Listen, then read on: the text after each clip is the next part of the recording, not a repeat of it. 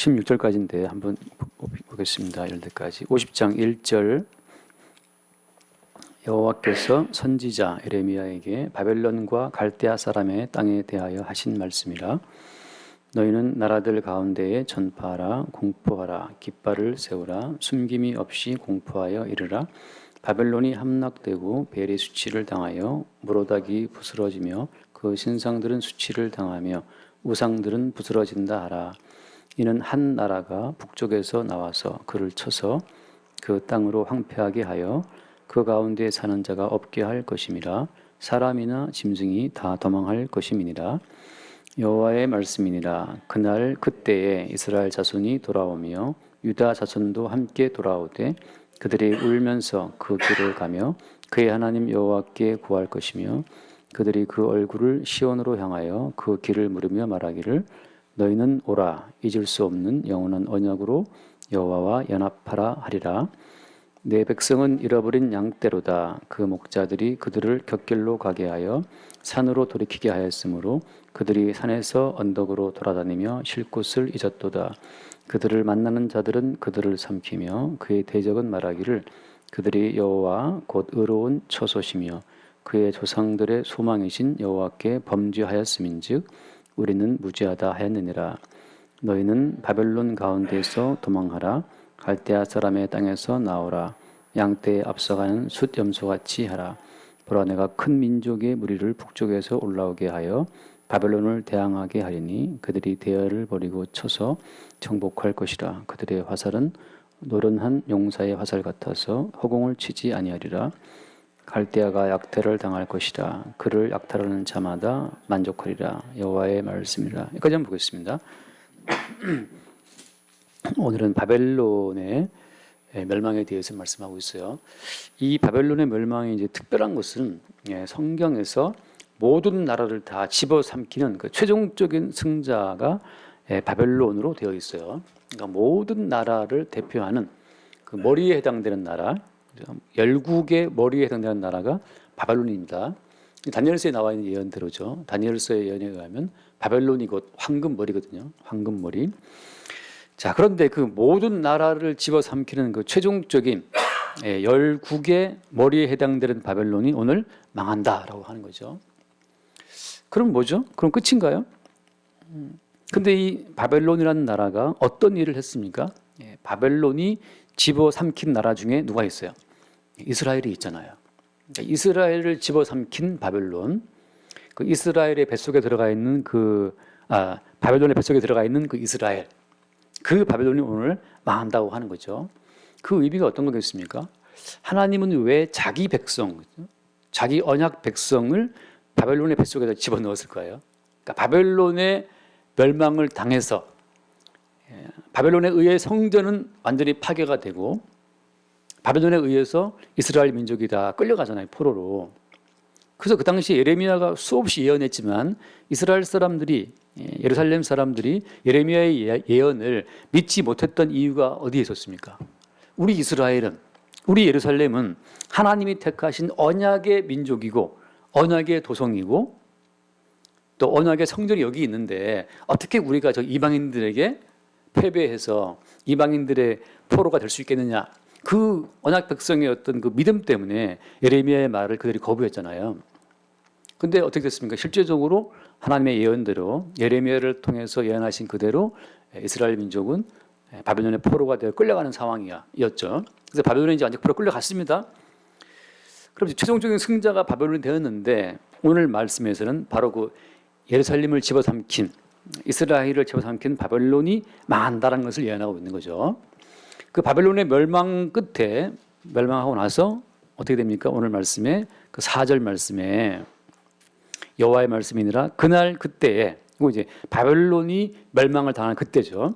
바벨론 모든 나라를 집어삼켰던 그 절대 강국 바벨론이 패망하고 멸망하게 될 바로 그날 그때에 뭐가 된다? 그날 그때 이스라엘 자손이 돌아온다는 거죠. 돌아온다. 유다 자손도 함께 돌아온다. 자, 그들이 돌아오면서 어떻게 돌아옵니까? 돌아올 때 그들이 울면서 그 길을 가며 그 하나님 여호와께 구할 것이며 그들이 그 얼굴을 시온으로 향하여 그 길을 물으며 말하기를 너희는 오라 잊을 수 없는 영원한 언약으로 여호와와 연합하라 하리라. 자, 여기서 그 바벨론에 삼켜진 바 되어서 포로되어 끌려갔던 이스라엘 백성이 돌아올 때에 그들이 뭘 언급합니까? 그 얼굴을 시온으로 향하면서 그 길을 물으면서 말하기를 뭐라고 한다고요? 잊을 수 없는 영원한 언약으로 여호와와 연합하라. 바벨론에 포로되었던 이스라엘 백성의 귀환을 지금 말씀하고 있어요. 자, 이것이 바로 뭘 말하는 것이냐면 모든 구원받은 백성이 걸어가야 될 확정된 어떤 구원의 코스라는 것이 있습니다. 확정된 그 길이 있어요. 구원받은 언약 백성이 걸어가야 될 그 모든 길은 이방 민족에 의해서 패배를 해서 이방 민족에게 포로로 끌려가 있다가 그 이방 민족의 포로되어 끌려가 있던 거기서 그 죽음 속에서 다시 나오게 되는 이 코스, 이방인에게 완전히 패배를 당해서 죽음 속에 들어갔다가 그 죽음 속에서 다시 나오게 되는 코스가 모든 구원받는 백성들의 코스라고 하는 거죠. 여러분, 이 노선은 예수께서 이미 가신 노선이에요. 자, 다시 말씀드립니다. 모든 성도는 이방인들에게, 세상의 세력에 일단 망하는 거예요. 망하고 나서 그 죽음 속에 다시 나오는 겁니다. 자, 예를 들어서 잠깐 말씀 봐요. 요한계시록 13장 말씀을 보겠습니다. 요한계시록 13. 제가 지난 주일 오후에 잠깐 그 말을 했기 때문에 좀 더 부연 설명을 하자면 요한계시록 13장에 보면은 그 짐승의 바다에서 올라온 짐승이 있는데 그 짐승의 세력에 대한 부분을 잠깐만 언급하고 넘어가겠습니다. 요한계시록 13장 내가 몇 절부터 줬지? 4절부터 봅시다. 4절. 용이 짐승에게 권세를 주므로 용에게 경배하며 짐승에게 경배하여 이르되 누가 이 짐승과 같으냐 누가 능히 이와 더불어 싸우리요 하더라. 이 지금 바다에서 올라온 짐승이고 용이라고 하는 그 마귀가 이 바다에서 올라온 짐승에 권세를 주는 겁니다. 이 짐승은 앞에 보면 나오지 머리가 7이고 뿔은 10개예요. 다시 말해 이 짐승은 세상 모든 나라를 의미하는 겁니다. 자, 그런데 이제 5절 말씀, 또 짐승이 과장하고 신성 모독을 말하는 입을 받고 또 42달 동안 일할 권세를 받으리라. 이 42달이 3년 반인데 여기서 또 이제 말한 해석이 있는 건데요. 그 뒤에 보면 나오지만 6절, 짐승이 입을 벌려 하나님을 향하여 비방하되 그의 이름과 그의 장막 곧 하늘에 사는 자들을 비방하더라. 자, 7절 말씀입니다. 또 권세를 받아 성도들과 싸워 이기게 되고. 자, 성도들과 싸워서 누가 이기죠? 짐승의 세력이 이깁니다. 바벨론과 이스라엘이 싸워 누가 이기죠? 바벨론이 이기죠. 그래서 포로가 끌려가는 거예요. 여러분, 성도가 짐승의 세력과 싸워 이긴다라고 하는 이 이김 자체가 성도에게 일단 없는 겁니다. 일단 지는 거예요. 성도와 싸워 이기게 되고 각 족속과 백성과 방언과 나라를 다스리는 권세를 받으니 죽임을 당한 어린 양의 생명책에 창세 이후로 이름이 기록되지 못하고 이 땅에 사는 자들은 다 그 짐승에게 경배하리라. 일단은 다 포로되어 끌려가고 일단은 다 지는 거예요. 예레미야가 말하기를 얘들아 너희들은 바벨론의 포로로 끌려가야 돼. 백성들은 반대하죠. 왜? 우리가 믿는 백성이고 우리가 선민인데. 여러분, 스스로 우리가 믿는 자고 우리가 성도기 때문에 우리가 절대 질 리가 없다라고 하는 그 자기 믿음을 주님이 깨뜨리는 거예요. 마지막에 깨져야 될 것은 성도의 자기 확신이에요. 나는 예수를 믿는 사람이고 나는 예수 믿는 경건한 백성이기 때문에 이렇게 살아야 되고 나는 예수를 믿고 구원받은 백성이기 때문에 이렇게 말씀대로 내가 순종하고 살아야 되고라고 하는 그 성도들이 본인에게 덮어씌웠던 성도가 생각하는 모든 성도의 그 이미지 있지 않습니까? 제가 늘 하는 말처럼 허구예요. 허구. 자기로서 자기 됨을 지키려고 하는 그 모든 시도가 그게 허구라고 하는 겁니다. 여러분, 성도가 난 크리스찬이야, 난 믿는 사람이야, 나는 목사야, 난 장로야, 그런 자기 인식으로는 절대 짐승과 싸워 이길 수 없어요. 하나님께서는 지금 뭘 기다리고 있는 겁니까? 같은 맥락의 이야기입니다. 어느 날 아들 둘이 있는데 둘째 아들이 아버지한테 아버지 어차피 아빠 죽을 거면 그 돈 나 줄 건데 아버지가 죽고 나서 내한테 물려줄 그 돈을 지금 달라 미리. 그렇게 둘째가 요구했지 않습니까? 그게 이제 탕자인데, 그래서 아버지가 이상하게도 아버지가 그 돈을 주죠. 둘째 아들한테. 그 둘째 아들이 그 돈을 가지고 어때요? 먼 나라에 가서 허랑방탕합니다. 자, 아버지의 아들됨이라고 하는 것을 스스로 지킬 자는 없다는 사실을 알아야 됩니다. 목사인 저도 마찬가지죠. 목사인 제가 스스로 목사됨을 지킬 수 있느냐? 못 지킨다는 사실. 여러분은 지킬 수 있습니까? 스스로 지금 우리나라의 많은 이 교회에서 많은 이 기독교인들을 헷갈리게 하는 게 뭐냐 하면, 당신은 구원받은 백성이니까 구원받은 백성답게 살아라. 이게 정말 사람 미치게 하는 말이에요. 성경에서는 그걸 말하는 게 아닙니다. 둘째 아들이 건방지게 아빠가 살아있는데 어차피 죽으면 줄 거 지금 달라고 했을 때 그 아빠가 이미 주거든요. 왜 주는 겁니까? 왜 주는 거냐 하면 아들됨이라고 하는 그 정체성을 스스로 못 지킨다는 사실을 그에게 알게 하는 거예요. 아들됨이라고 하는 그 자기의 정체성을 스스로 못 지키고 결국은 실패하죠. 잠깐 누가복음 말씀, 누가복음 15장에 누가복음 15장 말씀 보면 거기에 이제 그 탕자의 비유가 나오는데 뭐 쭉 그렇죠. 11절 이하에 어떤 사람에게 두 아들이 있다. 12절에 둘째가 아버지한테 말하죠. 아버지 재산 중에서 내게 돌아올 분깃, 그러니까 내게 돌아올 유산을 달라는 거죠. 아버지가 또 그걸 또 줘요. 그 살림을 각각 나눠 주었더니 13절 그 후 며칠이 못 돼서 둘째 아들이 재물을 다 팔아 다 처분해 가지고 먼 나라에 이민 가는 거죠. 먼 나라에 이민 가서 거기서 허랑방탕하고 재산을 다 낭비했어요. 14절 다 없애버렸는데 그 나라에 흉년이 들었습니다.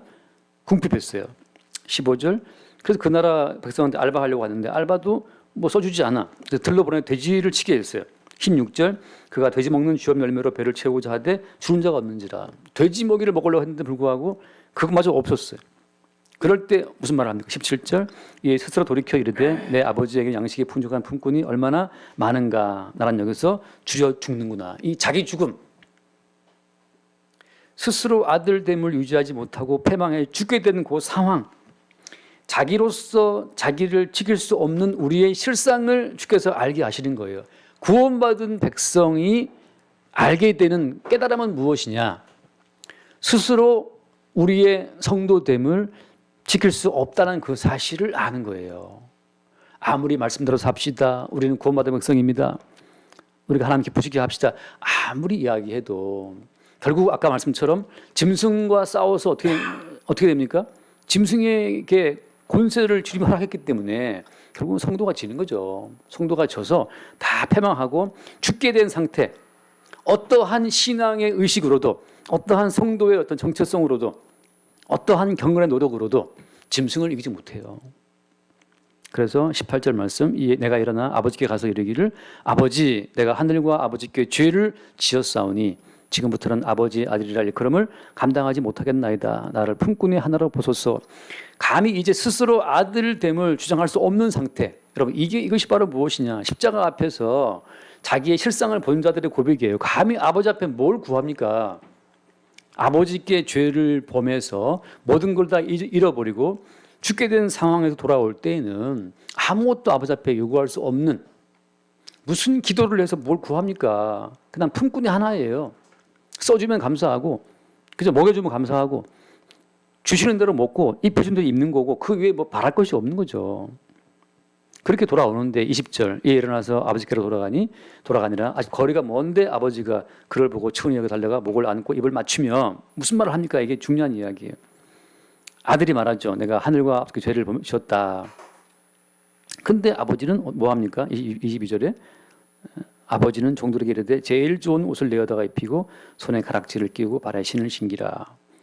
갈진 송아지를 끌어다가 잡으라. 우리가 먹고 즐기자. 24절 함께 봅시다. 24절 이 내 아들은 죽었다가 다시 살아났으며 내가 잃었다가 다시 얻었노라 하니 그들이 즐거워하더라. 이게 비밀이에요.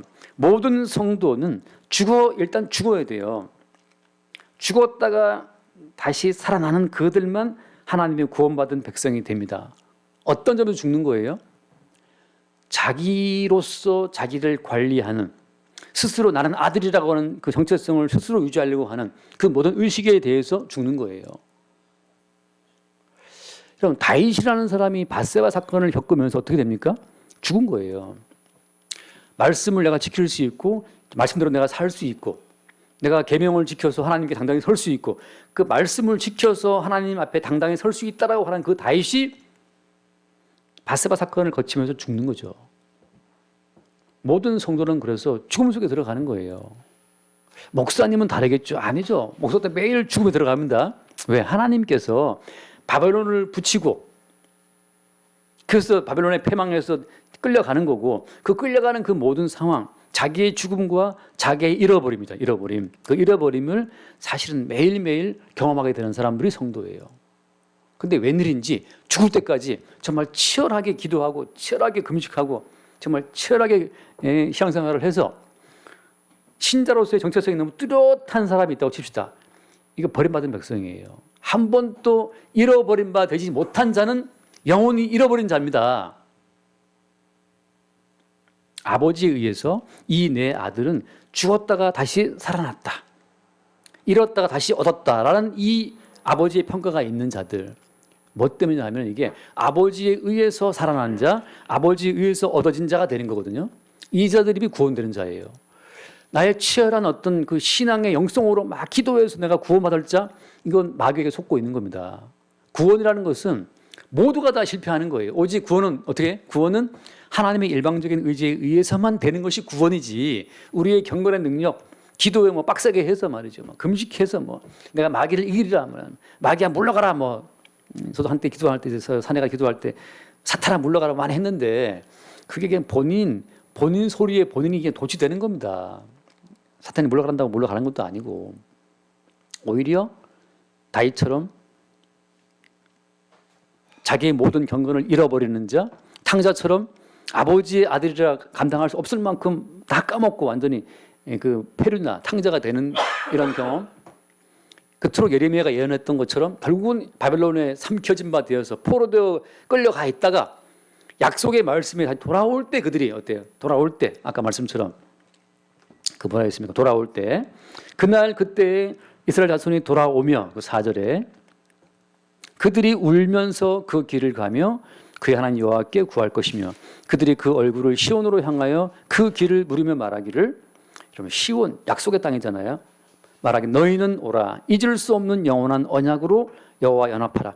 여러분 잊을 수 없는 영원한 언약으로 연합하라는 말은 무슨 말이에요? 여기에 여호와의 잊을 수 없는 영원한 언약 가운데에서 인간이 개입할 요소가 있더라 없더라?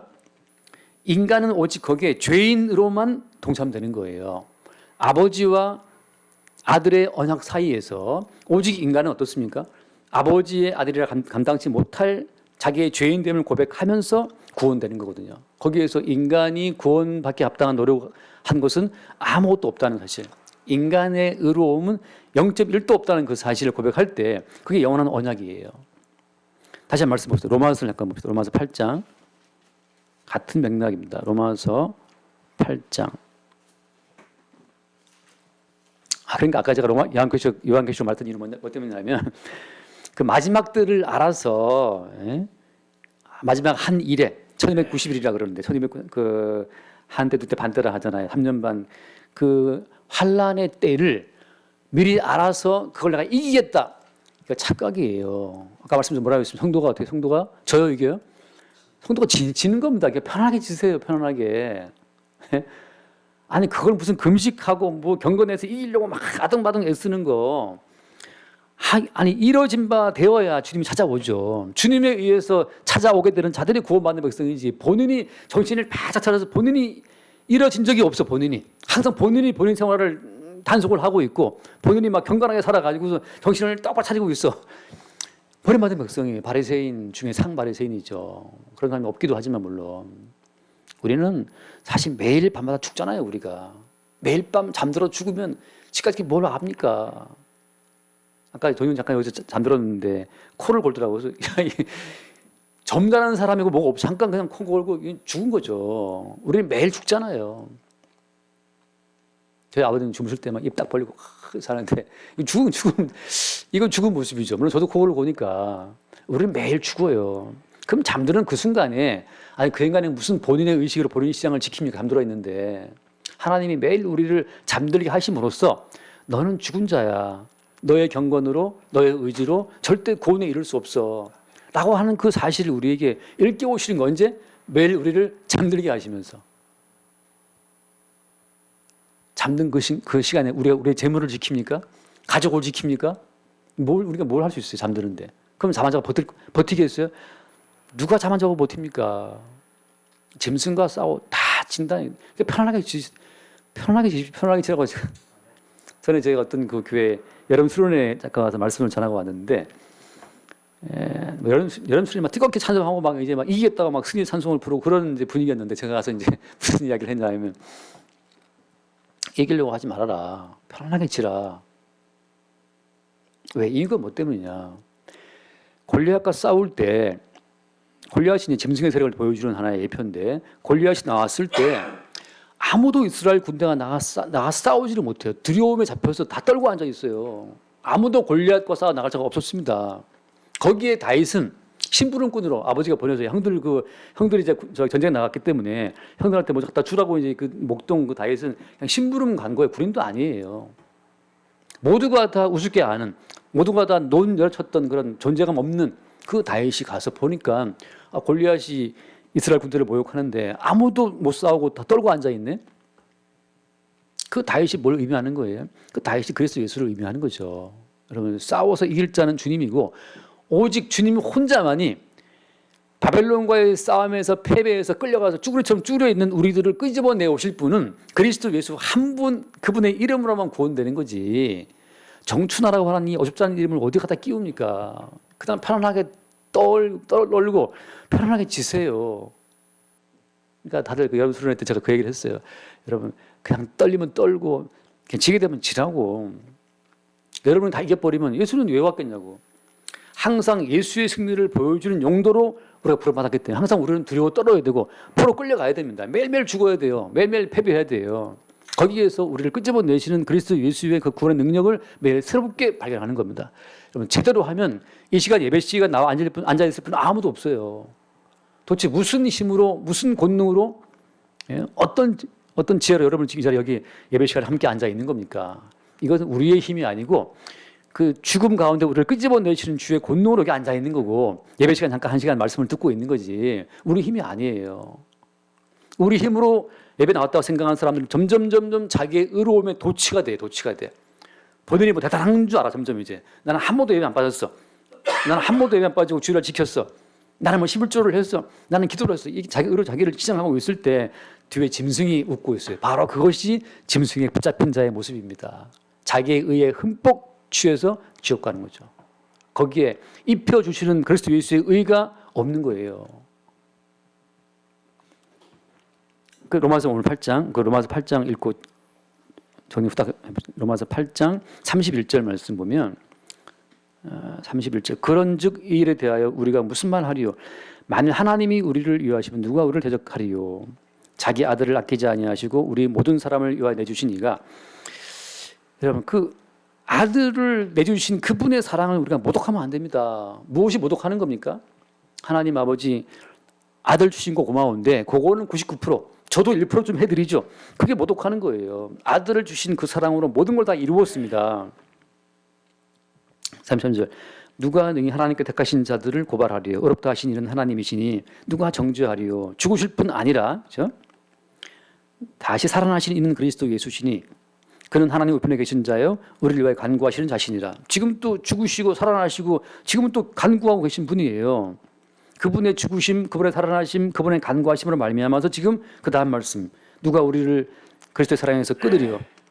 환난이나 공고나 박해나 기근이나 적시나 위험이나 칼이라. 그 어떤 것도 주의 사랑에서 끊을 수 없다는 사실을 말씀하고 있는 겁니다. 우리가 뭘 해서가 아닌 거죠. 항상 우리는 포로되어 끌려가는 자고 항상 우리 짐승과 싸워서 우리는 지는 자예요. 근데 항상 저도 어때요? 항상 이겨. 이게 참 중요하죠. 우리로서는 항상 지죠. 근데 주님께서는 웃으시면서 너 또 졌네? 이리 와 하고 주님께서 주의 능력으로 끄집어내실 때 그때 마귀는 부끄러움을 당하고 그때 마귀는 패배를 하는 겁니다.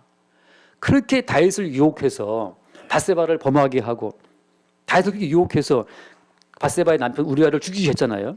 간음죄와 살인죄를 지었다가 마귀가 막 좋아하고 있는데 드디어 이제 뭐 저 자랑스러운 다윗왕 내가 쓰러뜨렸다고 하고 있는데 하나님께서 대신 죽은 희생 제물의 피를 앞세워서 다윗을 다 여기 왜 있어? 다윗도 여기 왜 여기 와 있냐? 다윗을 습관을 가시는 거예요. 무엇을 근거로 해서 대신 죽으신 어린 양 예수의 죽음을 앞세워서 당당하게 다윗을 끄집어내 가시는 거죠. 그럴 때 마귀는 패배하고 부끄러움을 느끼고 우리는 우리 힘으로는 졌으나 그리스도 예수의 대신 죽으신 죽음의 희생으로 다시 슬쩍 하나님 나라로 옮겨지는 그 과정에서 우리를 끄집어내오시는 예수님의 희생의 사랑을 증거하게 되는 거죠. 그럴 때 누가 우리를 그리스도의 사랑에서 끊으리요? 환난이나 공고나 박해나 기근이나 적시나 위험의 칼이라. 이 말씀 바꿔 말하면 무슨 말입니까? 항상 우리는 어때요? 우리는 환난에 넘어지고 우리는 곤고에 넘어지고 우리는 박해에 넘어지고 우리는 기근에 넘어지고 항상 우리는 칼에 넘어집니다. 편안하게 넘어지시기를 바래요. 우리는 실패하고 넘어져도 그리스도의 사랑은 실패하지 않으니까 그 사랑을 믿고 편안하게 쓰러지라 이 말이죠. 자기로서 자기를 지키는 그 노력, 그 배후에 마귀가 짐승의 세력이 계속해서 너로서 너를 지켜야지 우리를 미혹하고 있어요. 다시 잠깐 넘어와서 말씀을 보면 그럴 때 6절 말씀 보면 돌아와서 보면 예레미야 50장 6절에 보면 또 다른 부류의 어떤 이상한 종자들이 있습니다. 50편 6절 내 백성은 잃어버린 양떼로다. 그 목자들이 그들을 곁길로 가게 하여 산으로 돌이키게 하였으므로 그들이 산에서 언덕으로 돌아다니며 쉴 곳을 잊었도다. 여기 보면 바벨론에 포로되어 끌려가는 그 바벨론뿐 아니라 또 하나의 세력이 어떤 세력이 있습니까? 양떼가 세력이 아니고 그 양떼를 곁길로 인도하는 누가 있어요? 그 목자들이 있죠. 그 목자들이 양떼를 어떻게 해요? 곁길로 가게 하고 산으로 가게 하고 그래서 산 언덕 돌아다니면서 그들이 방황하고 헤매고 있는 거죠. 그러다 나중에 그 다음 말씀 보면 대적들은 삼켜지는 거죠. 이렇게 양떼들을 곁길로 가게 하는 무엇이 있다? 목자들이 있다는 거죠. 이게 누구냐? 이게 말하자면 아까 요한계시록 13장 그 뒷부분에 나와 있는 그 땅에서 올라온 짐승인데 잠깐 얼른 후다닥 보고 넘어봅시다. 요한계시록 13장 11절 말씀 보면 자 13장 10절 자 사로잡힐 잔 11절이네요. 내가 13장 11절 내가 보면 또 다른 짐승이 땅에서 올라오니 어린 양같이 두 뿔이 있고 용처럼 말을 하더라. 이 형상을 보세요. 어린 양처럼 생겼잖아요. 참 온순하게도 생겼고 그런데 뿔이 있어. 그렇게 온순해 보이고 착하게 보이고 온유해 보이는데 아이 권세가 있는 거예요. 성도들한테 이렇게 하십시오, 그렇게 하십시오라고 해도 먹힐 만한 권세가 있고 또 뭐가 있어요? 용처럼 말을 하는데 말을 얼마나 잘하는지 그 말에 권세가 있어가지고 사람들이 그 말에 다 후삭 넘어갑니다. 이게 짐승이에요. 어디에서 올라온 짐승? 땅에서 올라온 짐승. 12절 그가 먼저 나온 짐승의 모든 권세를 그 앞에서 행하고 땅과 땅에 사는 자들을 처음 짐승에게 경배하게 하니 어디 경배하게 한다? 처음 짐승, 다시 말하면 바다에서 올라온 짐승, 다시 말하면 세상의 문화, 세상의 가치, 세상의 권세를 경배하게 하는 거예요. 예수를 왜 믿냐? 예수 믿어서 병 고침받고 부자 되고 성공하고 뭔가 이 땅에 사는 사람들과 비슷한 가치로 가요. 그런 가치로 인도한다는 거예요. 결국 그것이 무엇이다? 처음 나온 짐승에게 뭐하게 한다? 경배하게 한다. 경배하게 한다. 교회에 나와서 예수 믿으면 복 받고 잘 살고 부자 되고 그것서 예수 믿으면 빼면 뭐 똑같은 거예요. 세상 가치하고 다. 육신의 정욕과 또 안목의 정욕, 이성의 자랑을 추구하게 하는 건데 그게 바로 처음 짐승에 경배하게 하는 거죠. 그래서 예수를 믿는 사람들이 웬일이지 그렇게 뭐 출세하고 잘 되는 것을 그렇게 좋아하고 말이죠. 우리 교회 뭐 예수 믿어서 공부 잘해서 어디 갔다는 사람도 많고 말이죠. 우리 교회 국회의원이 있다는 등 뭐 그런 뭐 말들을 하는 거 아니에요?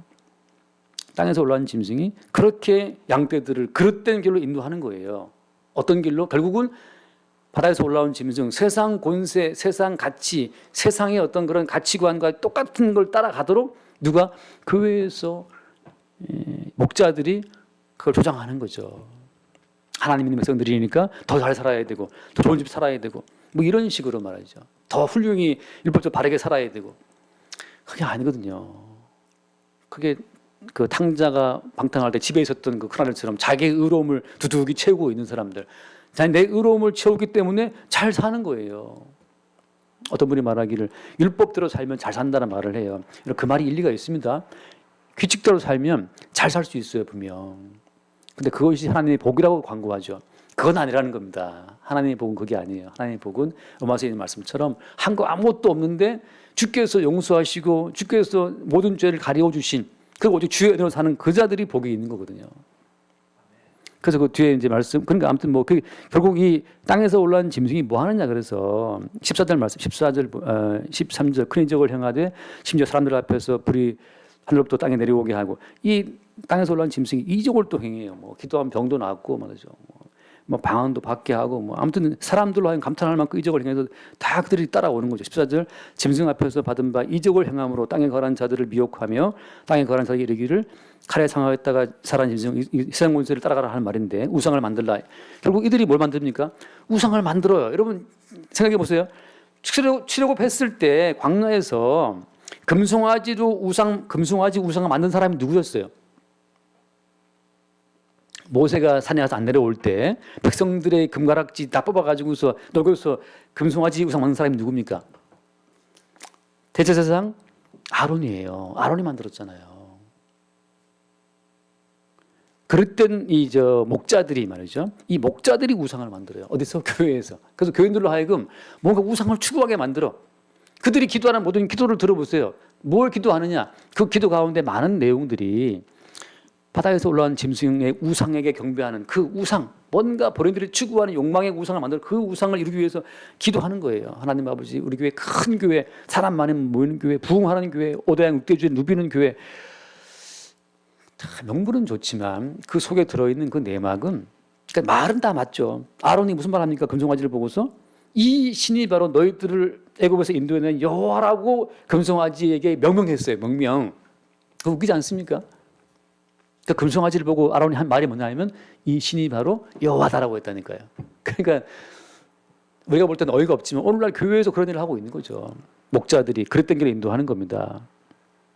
그래서 나중에 보면 이제 그들에 의해서 어때요? 16절에 그가 모든 자고 작은 자나 큰 자나 부자나 가난한 자에게 자유인이나 종들에게 어떻게 한다? 오른손이나 이마에 표를 받게 한다. 바로 이 목자들이 그랬던 게 인도하는 그 과정 가운데서 이 짐승의 표를 받게 하는 사건이 생겨나는 겁니다. 자, 다시 돌아와서, 그래서 오늘 이 바벨론의 멸망을 말씀하시면서 바벨론을 깨뜨리고 바벨론을 이제 찢어 발기면서 그 속에 삼켜진 바 됐었던 누구를, 약속의 백성들을 끄집어내고 돌아오게 하면서 그들이 이제 영원한 언약. 자, 이 언약은 무슨 언약을 말하는 거죠? 예수님이 자기 피로 세우신 언약을 말하는 거잖아요. 거기에 인간의 피, 인간의 정성은 거기에 0.1도 개입되지 않은 순수한 어린 양 예수의 피로만 세우신 그 언약으로 나와서 어떻게 하라? 연합하라라고 말하는 거죠. 그렇게 나올 때 비로소 그때 뭐가 보이는 거예요? 양떼를 곁길로 인도하는 목자들의 그 모든 술수가 보이는 겁니다. 그 술수가 어떤 거예요? 인간의 의로움, 인간의 가능성, 인간의 선함, 거기에 호소하는 그 모든 말들이 양떼를 그렇게 인도하는 목자들의 미혹하는 말들입니다. 여러분, 잊을 수 없는 영원한 언약으로 여호와와 연합하라는 이 말씀을 우리가 잊지 맙시다. 이 언약은 오직 예수님이 받아 마시라. 너희를 위하여 흘리는 바 나의 피 곧 언약의 피라고 하잖아요. 아니, 우리가 뭔가 할 수 있었더라면 예수님께서 왜 피를 흘려야 됐겠어요? 우리가 짐승하고 막 싸워 이길 정도였으면 예수 그리스도의 피의 효용은 거기까지겠죠. 아니에요. 우리는 끝까지 환난, 핍박, 기근, 공고 그 속에 잡혀 있는 그 순간까지도 계속 어린 양의 언약의 피의 위력으로 우리가 건지만 구원받는 것이지, 우리 개인의 것은 아무것도 없습니다. 우리 편안하게 집시다. 그렇다고 일부러 질 건 없어요. 우리는 우리 한계를 아는 거죠. 나는 바른 사람, 말씀대로 살아가는 사람, 나는 목회를 잘하는 목사, 이거 다 뭐라고 이게 허구요, 허구. 허상으로 만들어진 하나의 구축된 이미지라고 하는 거죠. 그것을 주님께서는 바벨론 군대를 보내서 그걸 깨버리는 거예요. 네가 구축한 너의 이미지는 날려보내라. 그건 깨는 거죠. 스스로 안 깨져요. 옆에 누가 이제 깐족되는 사람이 있어서 이제 뱀별 때 그때 깨지고 그러지. 참 내 힘도 안 되네. 자식도 내 힘대로 안 되네. 그럴 때 이제 화목한 가정이라는 나의 허구적인 그 어떤 이미지 깨지는 거 아니겠어요. 그러면서 우리는 지금까지 가정을 끌고 온 것도 주의 은혜였고 앞으로도 주의 은혜로만 된다는 사실을 보면서 다시 한번 영원한 언약을 우리가 바라보게 되고 십자가의 언약을 바라보게 되는 겁니다. 그렇게 우리의 모든 삶이 이 바벨론 사건 자체는 이것은 역사상에 한때 이루어진 사건이지만 이게 어떻게 된다고 했습니까? 제가 이게 계시의 사건으로 쓰일 때는 무한 반복된다고 했죠. 제가 반복되는 겁니다. 짐승의 세력은 반복되는 거예요. 역사상 특정한 시점에 그 짐승이 나타날 것이고 그때 표받으면 안 되고 그게 아니에요.